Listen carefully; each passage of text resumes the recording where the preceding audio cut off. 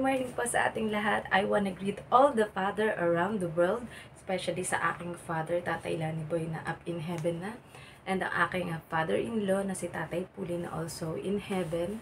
So, sa lahat ng aking mga kakilala, friends, family, relatives, mga tito, uncle, lolo na still ay buhay pa, and mga in-laws, ayan, mga brother-in-law na nandyan pa, ayan, and sa lahat ng kilala kong mga father, happy Father's Day po sa ating lahat, kayo din sa aking mga naging dating amo na mga sir ko, ayan, at sa aking amo talaga na ngayon sila ay pumunta ng Japan, and praying for safe traveling mercy sa aking mga employer. So let us all celebrate a happy Father's Day sa aking asawa din, na later ay magse-celebrate kasama ng aming mga anak. So, happy Father's Day sa ating lahat.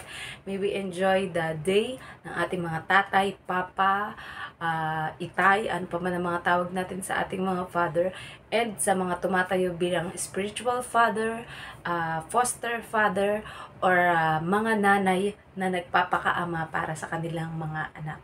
So, happy Father's Day, and may we all have a happy Father's Day. I'm already on the way to church para sumayaw para sa ating Panginoon, to praise and glorify our true and one and only Abba Father, our Lord God and our Lord Jesus Christ and the Holy Spirit. So, bye! God bless!